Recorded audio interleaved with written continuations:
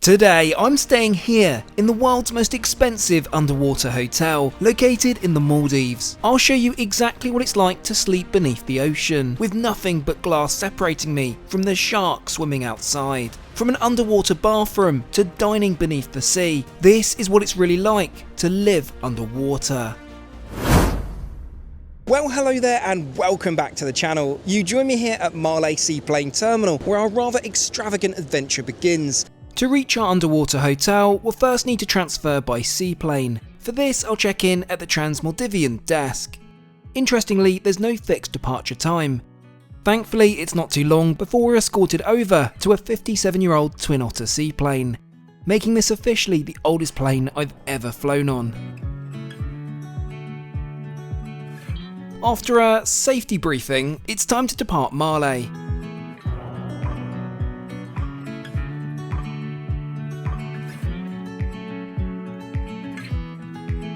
The flight itself is short, taking us the 50 miles to Rangali Island. It's worth noting our aircraft is unpressurised, unair-conditioned and incredibly noisy, but among the most raw aviation experiences of my life. Before long, Rangali Island appears below, and we begin our descent to one of the world's most unique hotel stays.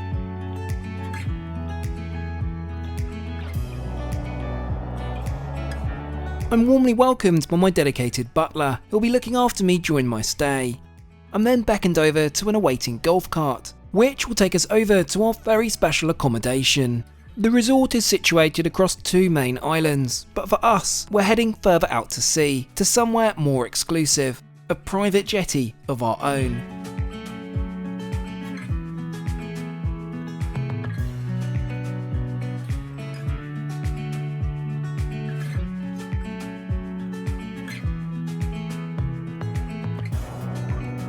Welcome to the Muraka Residence.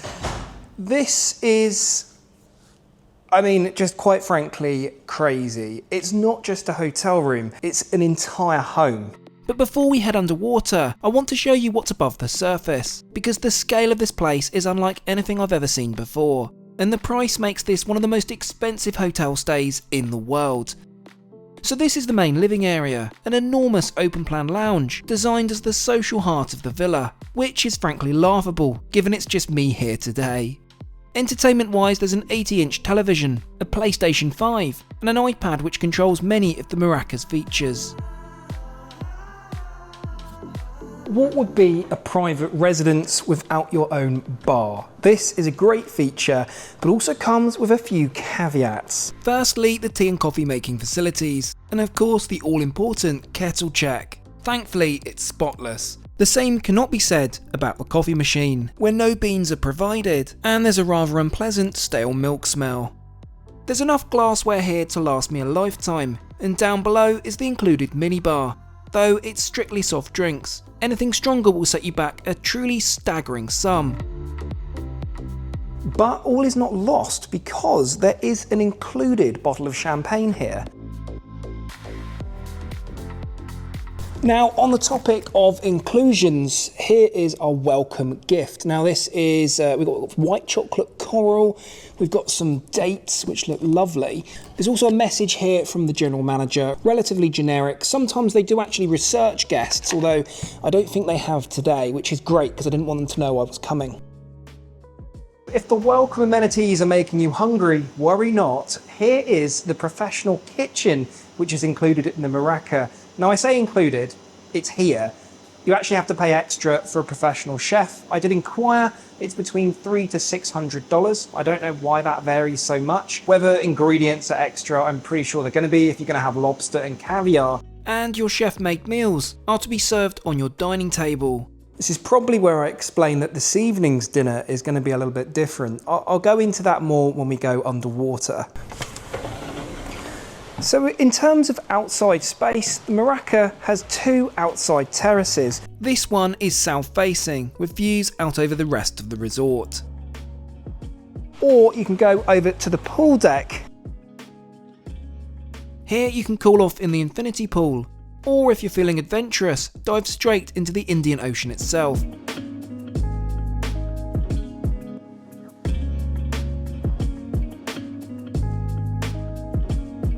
Well, here we are. This is one of 3 bedrooms in the Muraka. But knowing what lies beneath the surface, this is certainly the warm-up act.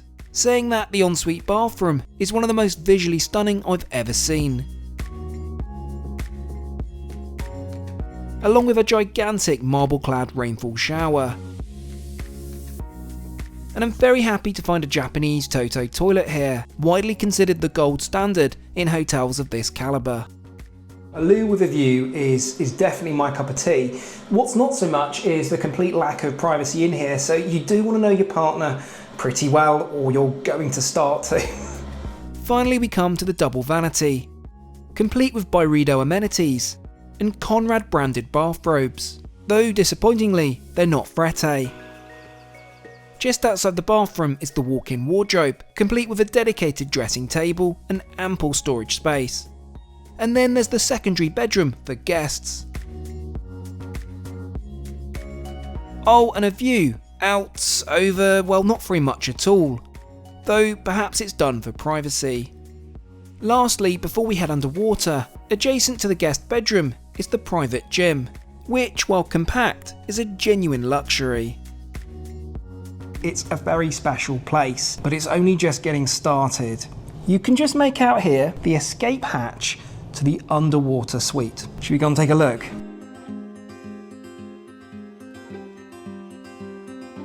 To reach the underwater suite, we'll descend 16 feet beneath the surface of the Indian Ocean. You're most likely wondering how I stay connected during my time away from home. And that's thanks to Airalo, a convenient eSIM technology provider. Airalo makes travel seamless because I no longer need to get a physical SIM when I land in a new country or buy an expensive global plan. Instead, I buy one of their affordable eSIMs before my trip, and once I land, I have access to data roaming without having to do anything, keeping my original home number. Airalo is so useful when I travel to multiple countries, like recently where I've travelled to the US, Switzerland, and of course the Maldives. This is because they offer SIMs in over 200 countries and territories. They also have eSIMs that cover entire regions, like Europe, the Caribbean, and North America. Stay connected during your next trip, cheaper and hassle-free by downloading Airalo now, via the link in my description, or by scanning the QR code right here. Plus use code TrekTrendy3 for $3 off your first purchase.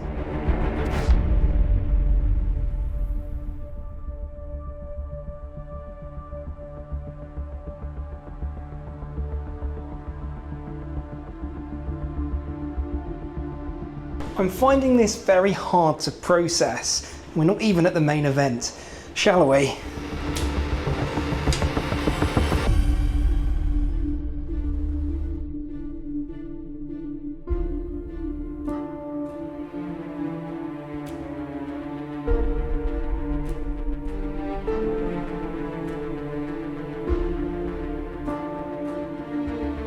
I mean, where do we start? It is just something else. I'm trying to work out how to put this properly into words. The closest comparison I can make is it feels like you're in a walk-through aquarium, and somehow there's a bed here.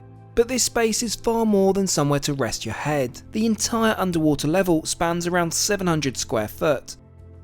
Let's start with the bedroom. The bed itself is dressed in fine marine blue linens.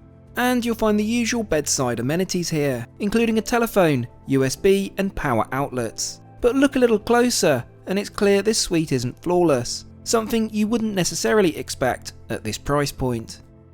And yes, there are curtains, which wrap around the entirety of the suite. But there's no danger of me utilising this. I don't want to miss out on these incredible scenes.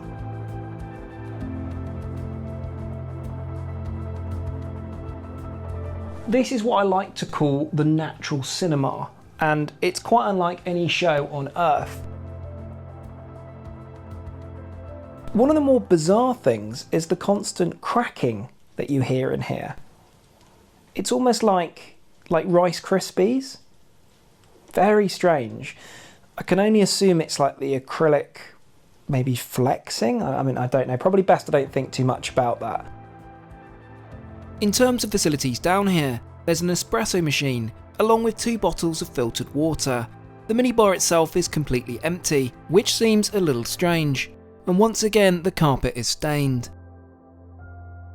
Now obviously no one wants to talk about it, but should there be an emergency, what exactly happens? Well, you might remember the escape hatch that you saw above the surface. In fact, it's the only thing you can see above the surface. So over here by the coffee machine is this stick, which has got a hook on the end.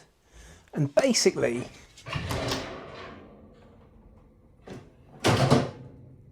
I hope to never have to use that, but it's nice to know there's something there. Let's pop that back up, I think. Now for the underwater bathroom. From the double vanity and views out over the reef, to the shower. Now there's a certain irony to this, don't you think? I can't wait to try it in the morning. Oh, and the world's only underwater Toto toilet. Most definitely a throne in every sense of the word.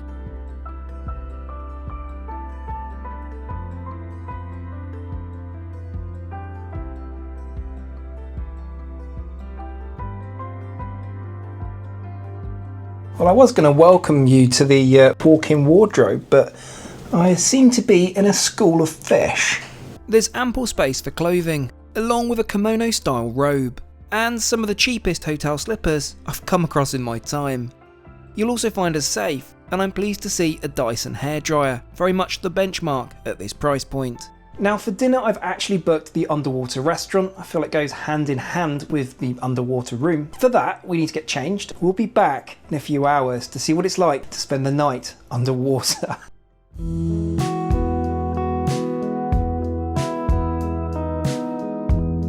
If you prefer, you can of course take the spiral staircase instead of the elevator, though I'd argue the elevator makes for a far more dramatic entrance.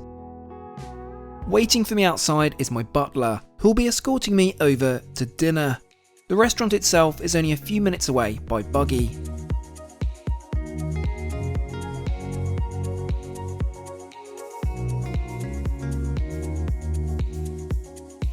We pass through the Sunset Grill before arriving at Ita, which fittingly means mother of pearl in Maldivian. And just like my suite, you can already make out its silhouette beneath the surface. Shoes off, and it's time to head downstairs to the world's first underwater restaurant.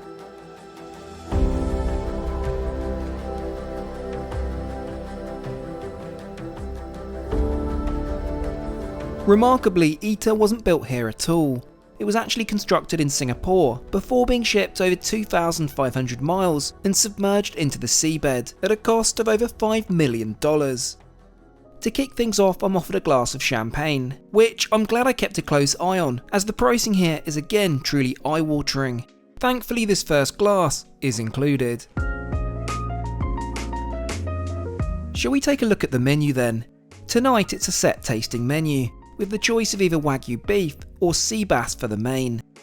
Fresh bread arrives at the table, and above me the sharks begin circling in even greater numbers.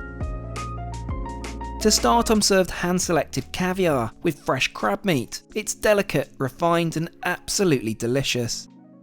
Next is the cured blue-tailed jackfish, beautifully fresh, light and citrusy.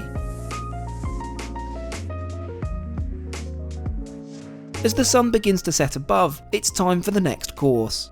Poached Maldivian lobster with chilled asparagus.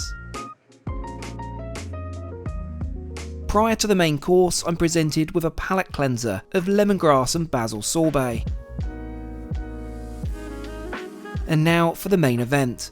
Australian Wagyu beef tenderloin, cooked medium rare as per the chef's recommendation. To close, I couldn't resist the chocolate parfait, consisting of a white chocolate mousse and fresh berries. What an experience, though unsurprisingly it comes at a price, which I'll share in just a moment.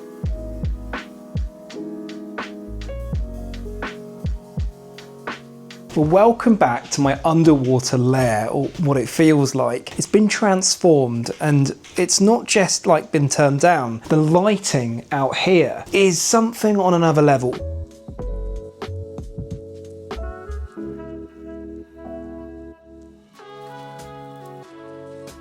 This iPad basically allows you to change the colour outside to a variety of blues, purples, sky blue, deep purple and soft blue. That's quite cool. Though unfortunately it doesn't seem to be changing colour tonight. Nevertheless, I find myself sitting here for quite some time, simply taking it all in. I could honestly do this all night, but I think it's time to get some sleep. Obviously tomorrow we're going to discuss cost. We've got all kinds of different things we're going to see in this resort. But for now, good night.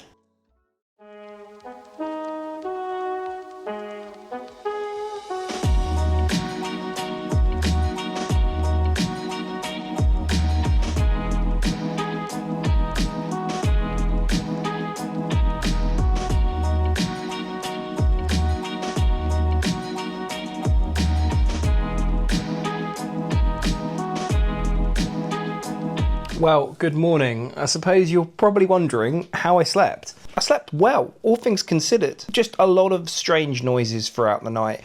And I think your body's aware that you're under the water somehow. Now for my morning routine, underwater edition.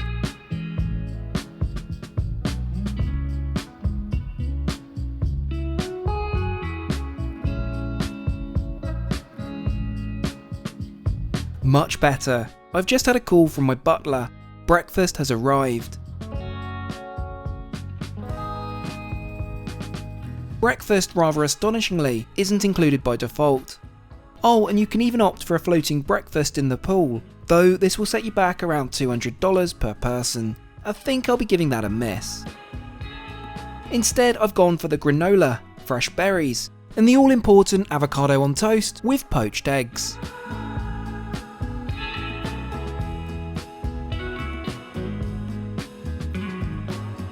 But before I reveal the outrageous cost of this experience, I want to take a brief look around the resort. And what better way to do so than by bicycle?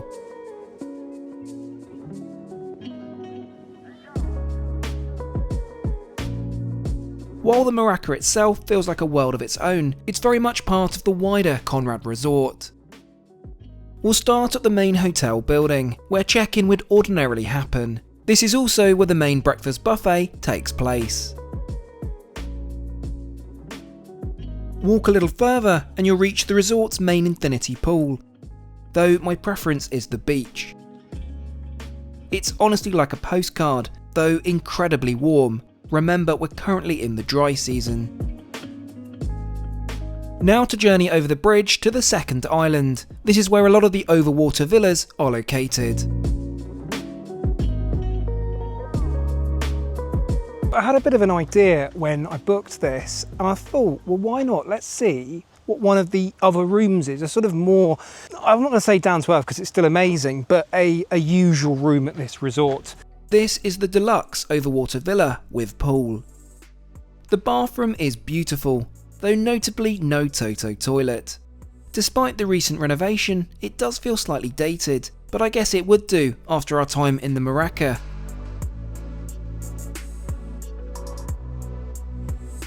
It goes without saying this has been the most expensive per night in a hotel I have ever had. It is a crazy price point, only to be matched I think by the Orient Express, but that's a train and quite a different experience. You can watch that video after this. But the price, just for this room, $18,000. Though that is not where the cost ends. Of course, there's a mandatory $700 seaplane to get here, and dinner last night was $450, bringing the grand total for this stay to just under $20,000. As teased, a totally outrageous price point. But is it worth it? Well, the truth is, there's simply nothing else like it anywhere in the world. Yes, there are flaws. Some areas could certainly benefit from a refresh, most notably the carpet, and the additional charges quickly add up. But as an experience, it's something truly extraordinary. And for that reason, I have to say, it has been worth it. Do let me know what you think down in the comments below, and I'll catch you all again next time.